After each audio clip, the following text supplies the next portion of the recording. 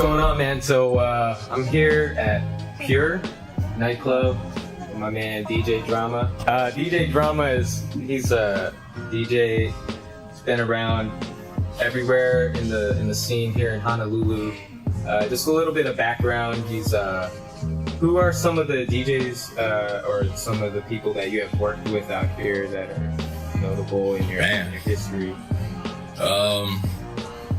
So I mean, just off the top of my head, like, we could say, I'll throw Fiji's name out there, I'll throw Bugs, say OC, J Keys, DJ Wise, Spaz, Taco, Technique, Osna, man, like, just pretty much a wide range of artists, producers, tastemakers, musicians. Yeah. Pretty much everybody under the sun. If I can mention maybe like Daniel Sauls. Yeah. Heavy, working with him heavy, like Yeah. the Team Collective. Oh yeah. And also Marianne Ito. Yeah. Like, it's interesting though, because there's a lot of artists that have been flown into town. Like I came out to Pure, where we're actually at right now, when they had the Far Side show. Oh yeah. And I couldn't help but notice how much respect they had for you. The shout outs. It was just something that just kind of blew me away a little bit in terms of how notable. I mean, I never took the time to really probably sit back and think about like a 20-year span. Just it has gone by pretty quick, by the way, and everything that has happened in that 2-decade span, the good and the bad. Yeah. I've seen it all out here, and now it's kind of at a point now where it's way better than it was back then, but probably because people have more knowledge nowadays. Like, when you go 20 years ago, there was no internet, so I couldn't look up basic ASCAP rights or stuff like that. Like, probably have to go to the library and go in an encyclopedia and read all that. But now, like, everything, that you need to know about the music industry, so that's having a heads up now. You're already 5 years ahead of where, back then, you're getting your deal, they put you in artist development, you go disappear for like 2-3 years, and then it's time for you to put out music. Yeah. Now it's like, record that tonight, master it, mix it, get it out there, put it on SoundCloud, get those YouTube views. It's like an instant cup of noodles in a way, But the talent though, definitely more intuitive to how music is supposed to be made nowadays. Yeah. Back then, like, you would need your producer, you would need, a songwriter or something. Right. Now, like, artists come ready-made, not to keep going back to Marianne, but in the beginning, like, she kind of didn't exactly know her way. That's why coming around me and Sub and having producers like Slap Symphony, that kind of, and we were still all brand new, not to say we were like Quincy Jones or anything like that, but to have an artist and it does go hand in hand. You can't have one with the other. I don't care what nobody says. You could be a Jay-Z or you could be a Michael Jackson, you could be a Prince, but you need that producer, you need that engineer, you need those people that can translate, because not every artist can translate what they thinking onto a music palette. You need those people around you to help you translate what you're trying to put out there to people. Otherwise, you're just throwing tracks on SoundCloud or Mixcloud or something like that. Like, you really want the music to connect with people. So seeing how Hawaii has evolved into that, people out here definitely make music that connects. Now, whether it's hip hop, reggae, jazz, or any type of genre, like, you'll find that lane out here for it. Some are bigger than others, Yeah. We were fortunate to have worldwide accolades, I knock on wood for that every day, because sometimes it's hard to attack the market that you're in and achieve success. We kind of had to do the backwards way of doing it, go overseas and go to other places to achieve success. And now we're at a point where we're coming back to try to make it come full circle, I guess. Yeah. You know? Yeah. So, no, I've been blessed, though, to work with the who's who of out, that's been out here and abroad, too. You know, there's a lot of people in Cali and on the East Coast that I work with. Like I said, I could sit here and name drop for days, you know, but I know we're trying to condense, you know, a lot of stuff. We'll save the name dropping for the follow-up interview. Hey, I mean, whatever, if there's anyone that you'd like to shout out, it's perfectly cool too. You know, shout out everybody at Aftermath. Yeah. You know, definitely. We were real tight with Dre's. He used to be his head engineer, my boy Murr. A lot of people know him as Vito. We were doing top secret stuff with them back in the day, and you know, that's probably, I would put that at the top of the list of people that, you know, we've worked with. You know, not just me though, I'm on a production team too, so it's like a 3-man team. So we've done a lot of stuff in Japan, mostly trying to attack the US market now. So it's a slow moving process, but you know, thank God the people that we've made relationships with over the past couple of decades, you know, everybody's in a higher position now. You know, that's the beauty of it. You know, you get to watch like your peers and close personal friends come up at the same time as you are. So now we're all like 2 decades later standing on the mountaintop, you know, like kind of thankful that, you know, some people didn't make it, you know, some people fell off, some people gave up, you know, because it didn't pan out for them. And you know, that's the sad part, because there's a lot of talent that, you know, fell off the map simply because of that. You know, the money wasn't there, or the timing. You know, the music that they made wasn't fitting in the lane that they're trying to put it out in. So Hawaii is just that place that you get everything. You know. But to the outside, you know, the mainstream, like, people don't see it like that. Right. Because, you know, all you see is this here or this here. You go to this club, they only have this. You go to this venue, they only have this. But you can walk anywhere, go to somebody's backyard, and they're jamming. Or you always hear somebody walking down on the beach playing a uke. There's music everywhere around there, whatever you like, you know. So to see that the past 20 years, you know, because even there's a time, you know, me and Sub, you know, we hang it up. It's easier to just hang it up, move on to the next. But it's all the talent that's coming up now that it's refreshing to see. It keeps you invigorated. Makes you want to go on for another decade. And now we're also at the point where we're passing on knowledge of what we gained. You know, places that we've been.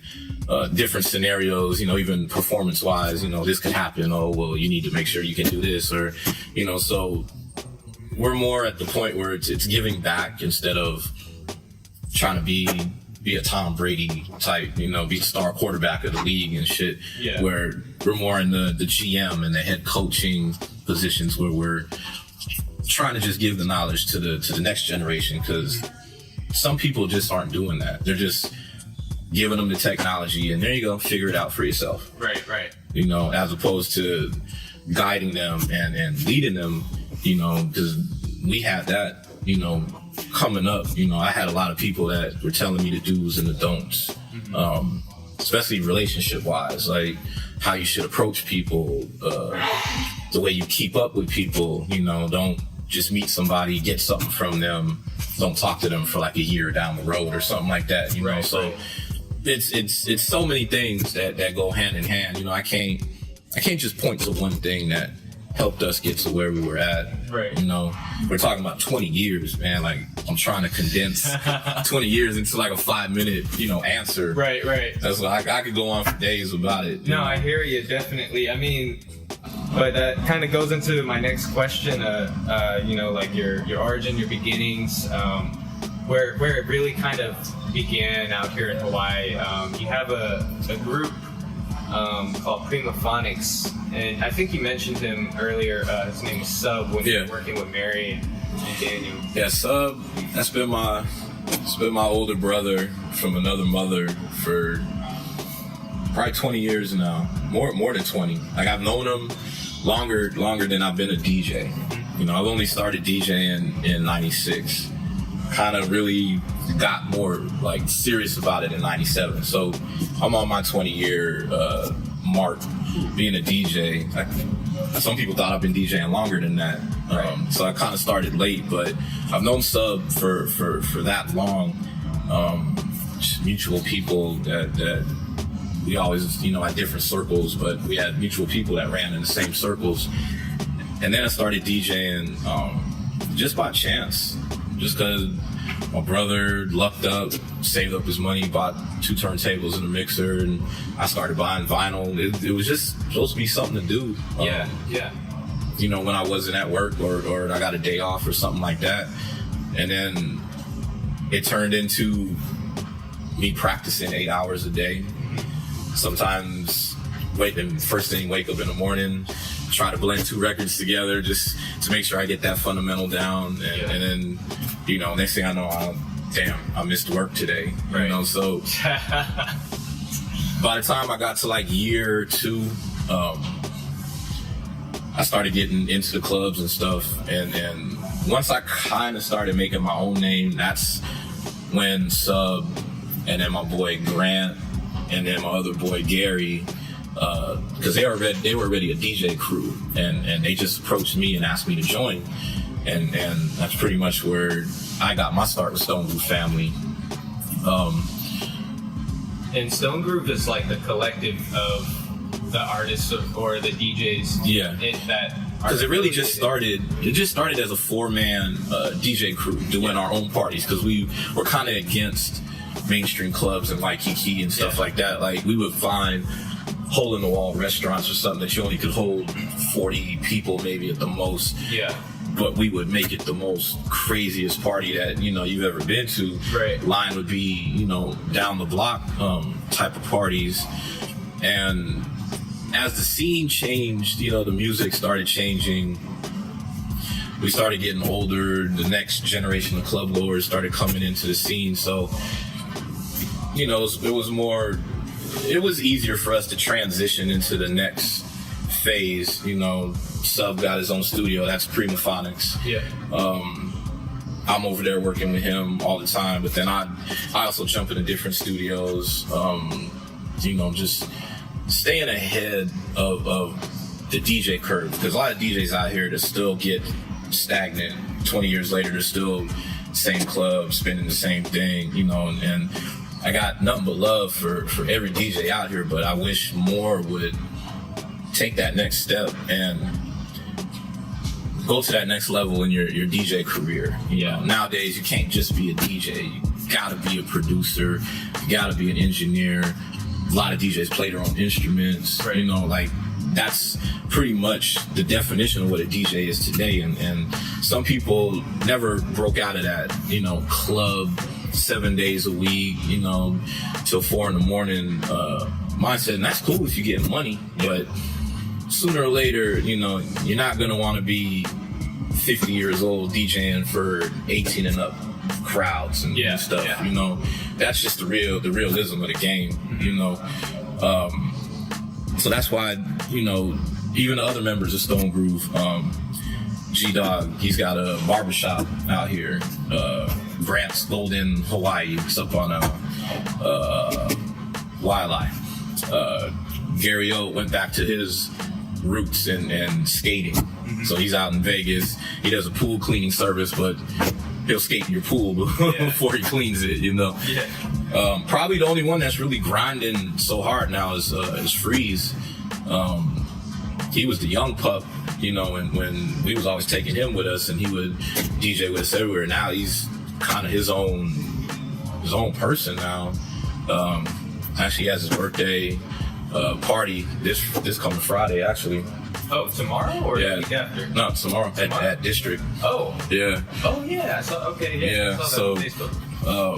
He's probably, you know, I always said there'd be a second generation of Stone Groove Family, so he's probably the one that's leading the charge with the second generation. Also, my boy Ill Phil, he's probably the newest Stone Group family member. He's been in for maybe, I want to say 3 years now, 4 years. But he's found his own niche out here in the community.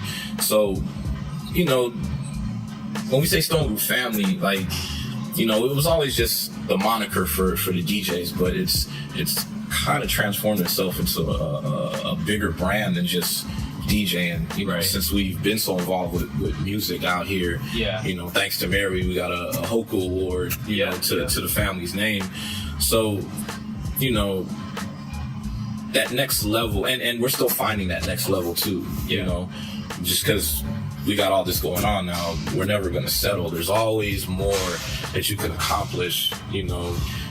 Hell, I'll go take piano lessons, or, you know, let me go take an engineering course just because I know how to do this stuff, but let me put a plaque on my wall that says, yeah, you know how to do this for real. So,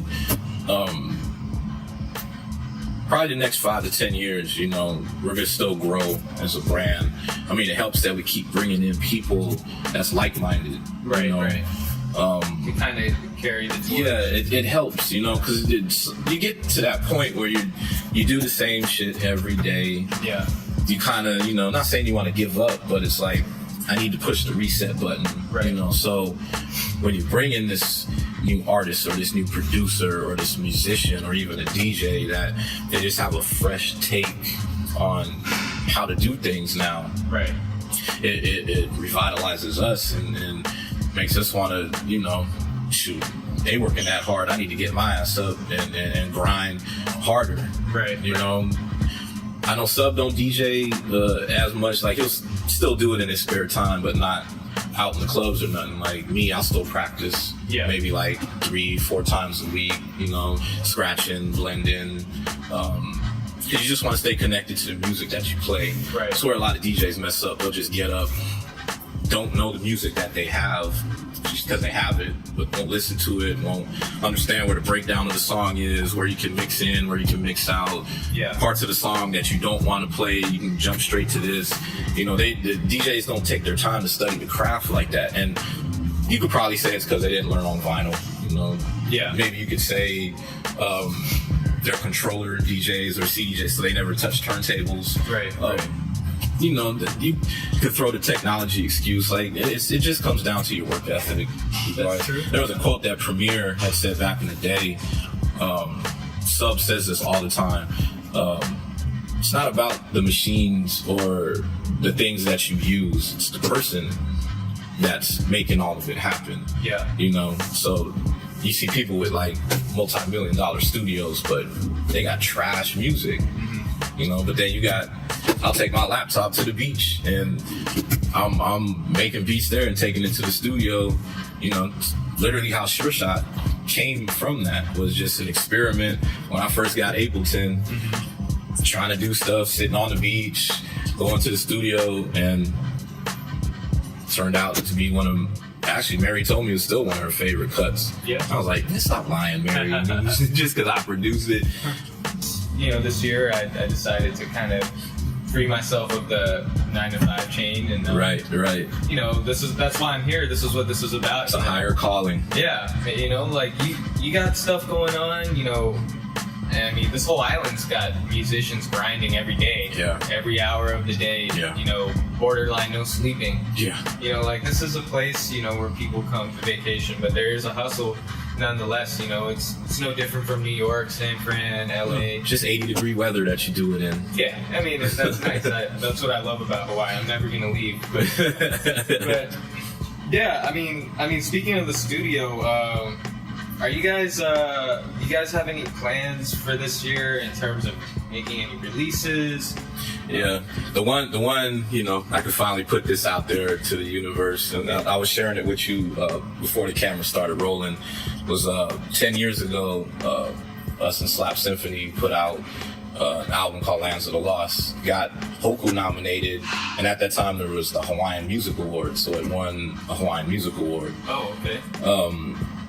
But here we are 10 years later, so we never, at the time, we didn't want to do a second one, you know, kind of just wanted that to be its own entity. But now that we're 10 years later and you look at all the people that were on that first project, to the Tashos, like if I'm just going to say the MCs first.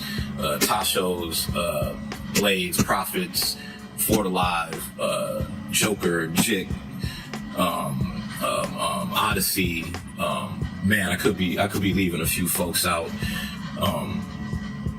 And then we had the birth of Marianne's career from that album.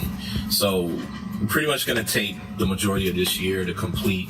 We are going to do a second one, but it's not just going to be, 10 years later, we're going to launch a series from it. Yeah. So we're going to have 2, we're going to have 3, we're going to have 4, Lands of the Lost 5. But then, as well as incorporating the artists that we already have in our circle, we're going to reach out to other artists outside the state, whether it's in New Zealand or artists in Samoa or even all the way to Australia, Japan, to Cali. We've got a lot of avenues and a lot of links that we can finally start, hey, just hit me up when you want me to get on the track. And there's a lot of people that, we kind of just left that trump card out there and never played it. So yeah, now we're going to play it. Going to take pretty much half of this year to get all the recordings done. The release date is 8/08/18. Okay, yeah. Exactly 10 years from the date that we released it, the first one on 8/08/08. A lot of significance to that date. There's a lot of great music that next 3 to 4 months that we're going to finish recording, mix, master. Release party would be here at Pure. Okay. Also, we're going to shoot a documentary and have the viewing at the Doorstoop Theater on UH. There's a few things we got in the works, We're not just so behind the scenes, Spend time behind the scenes, putting shit together, and now we can take everything that we've learned and that we're doing now. Now it's time to jump back out into the forefront. Definitely, and the music scene here in Hawaii is definitely welcoming, much like the culture. It's like almost like a mirror of duality. Like everything, Yeah, music is life, basically, and I think Hawaii is a prime example of how it's welcoming here to be here. Doesn't matter what race you are, but within the music scene, it's welcoming. But that's not to be confused with the fact that musicians out here didn't study their craft. Because there's some heavy hitters out here that just have a different light about them, and they could play a wide range. Like, they're not just singled out to just because you're in a reggae band, that doesn't mean that you just know how to play reggae. Right. There's I'll use my boy Big John as an example. Yeah, Big John. Like, one of the illest, man, on that guitar, on that axe. And he could play everything. Mm-hmm. I've seen him do blues to rock to island to jazz. You don't just learn how to do all those things by just going to guitar lessons. Like, it has to be in you. Mm-hmm. You have to have a love and appreciation for that music. And every musician that I've touched, whether they're a bass player, to your side of the fence, drummers, everybody I've ever talked to and shook hands with musically, there's just a raw passion to begin with. Of course, there's skill has to play a major role in it, but the drive and the love just to do it, that inspires me, because when you sit and you talk to, we've had talks about music all the time.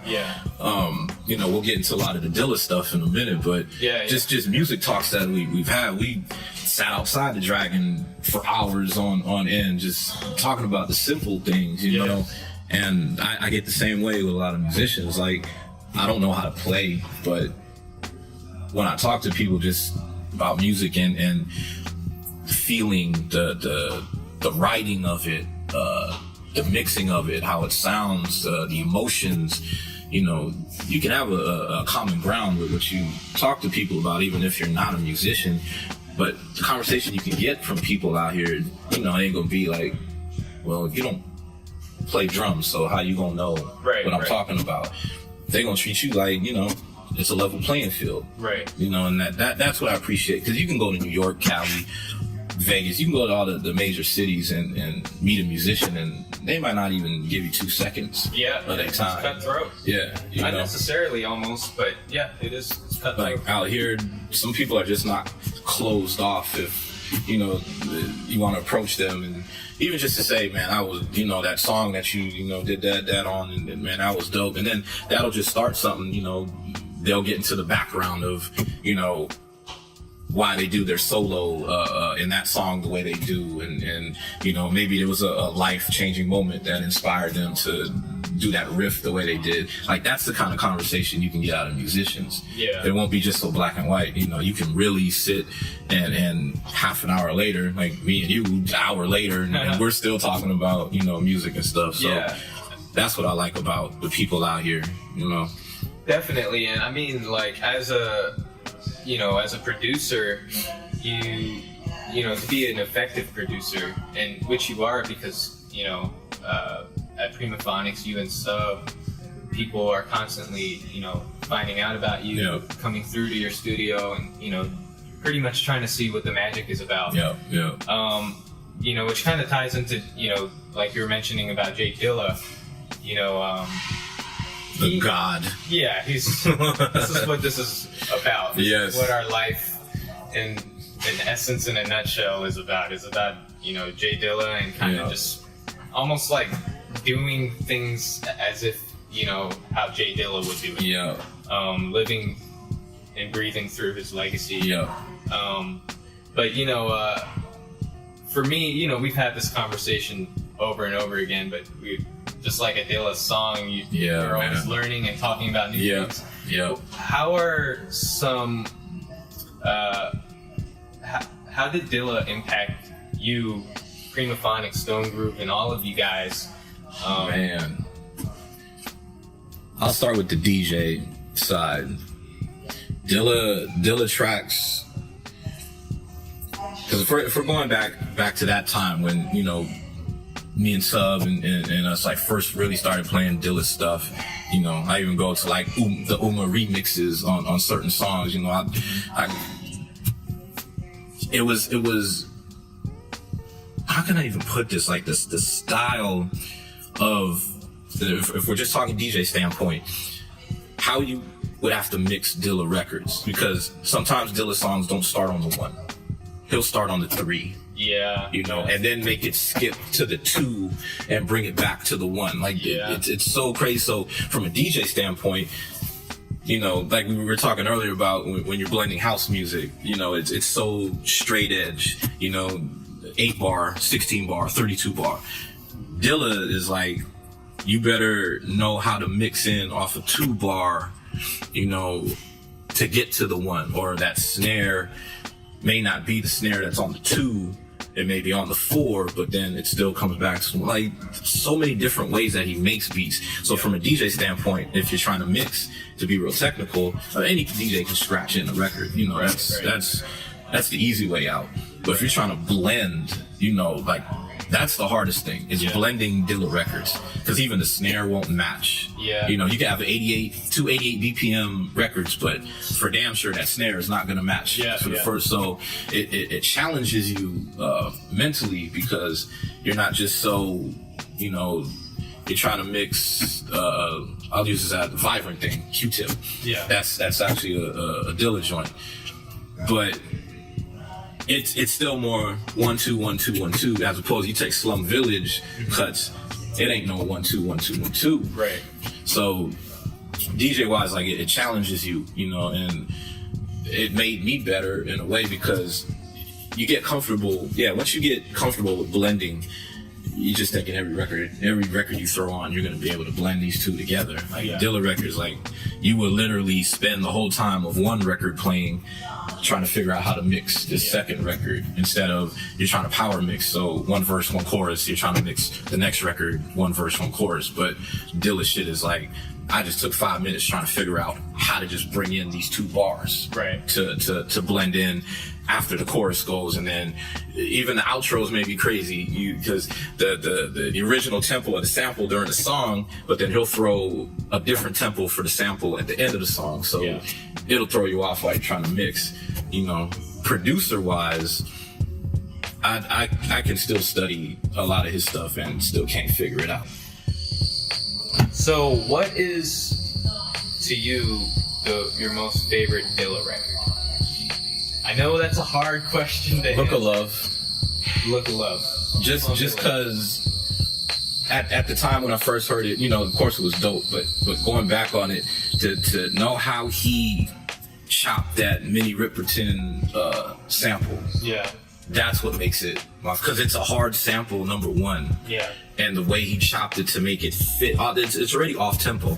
The Yeah. way he chopped it to make it fit, like, I tried to go back and do it, and I can't get it. Yeah. Like, I studied maybe like over 100 times, and I still can't get it. So just probably for that reason alone, like, he created something that you can listen to it over and over and over and over and over again and can't figure it out. Yeah. So that probably would make it just from that standpoint, because you can listen to a song and you're over it. Yeah. I could listen to that song once a day and still try to break down the nuances and certain things in it. So that for me, that's the test of time. You can't put a value on that type of music. Yeah. So I mean, there could be a million Dilla tracks I could single out, but I'll just use that one as my main reference of why it would be my favorite, because I can explain. Other ones, it's just that shit is dope, but for that track alone, because I can explain why I'm so into that track, like, for the past, what we talking, how many years now? Yeah. I still can't figure out that sample. Yeah. Yeah. It's endless. I mean, there's a lot of mystery to J Dilla's work, and I mean, some might argue that we, overanalyze, but I disagree, because, I truly believe No, that. I think that's what he wanted you to do. Yeah.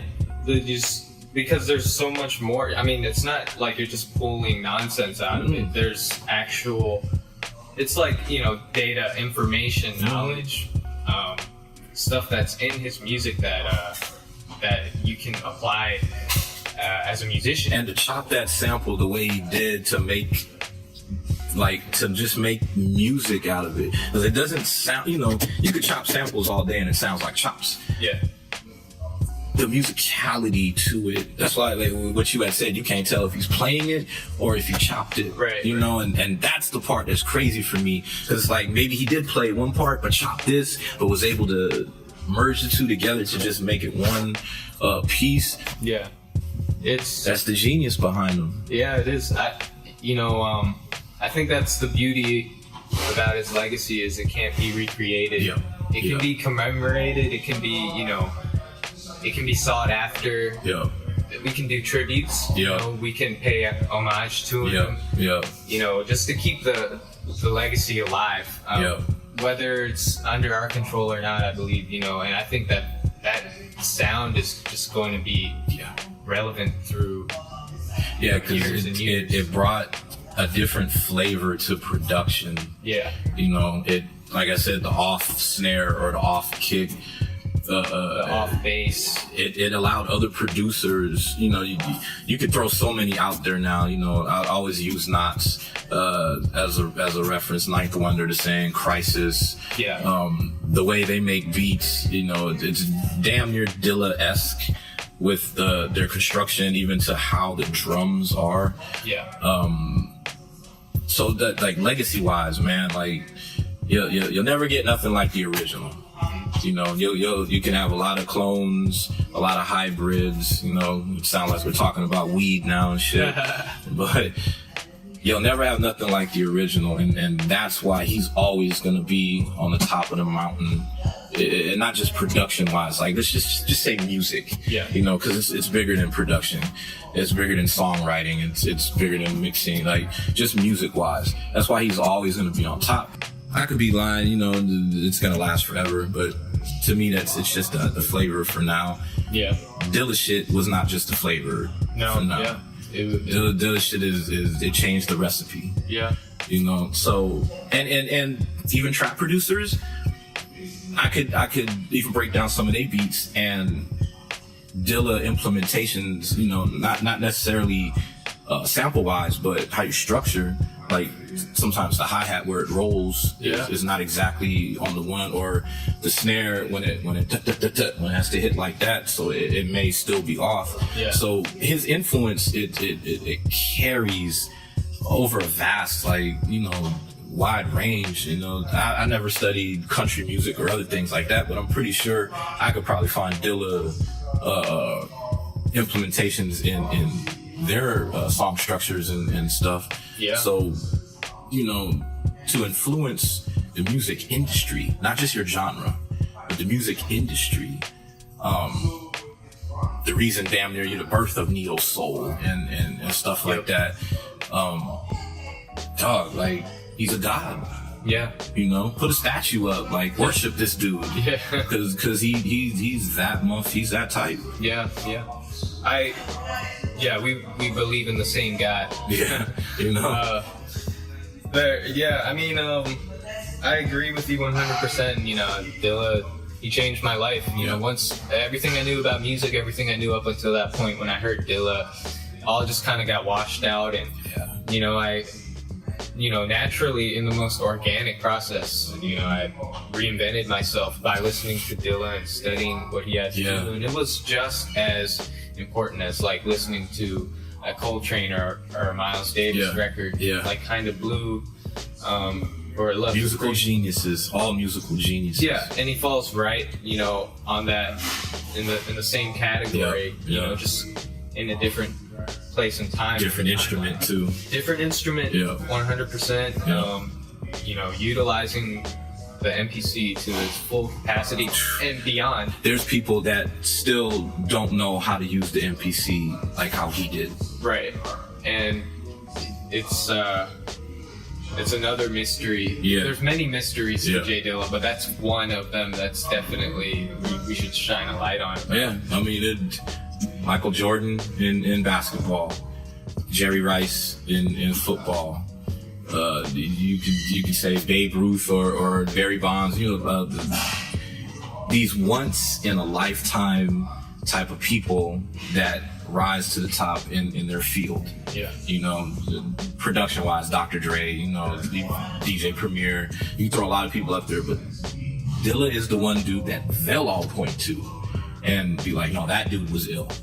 That dude was on a different planet. You know, you only get those type of people once in a generation. You know, I don't know where the next one's gonna come from. There's a lot of great producers out there now, but are they changing the game? Are they reinventing the game?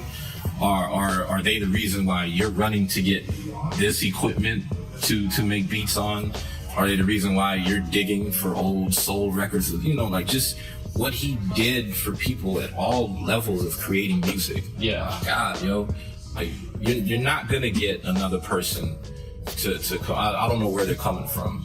You know, that probably was literally Jesus on an MPC. You know? Just disguised with a beard, you know, and a low fade and a Detroit hat. You know, so nah, man, like, you could talk up to his genius, you know, and he wouldn't be elaborating. You know, you wouldn't be over exaggerating on what he means to the culture. You know, some people don't give him that credit enough. They'll just give him credit music wise and beats on what he did for the culture. I don't know what person is going to come along and do the same things that he was able to accomplish. And he passed away too quick. I always say, like, if he was alive to this day, what would production be like? Where would hip hop be? You know, would people be going to DIlla instead of going to Mike Will Made It?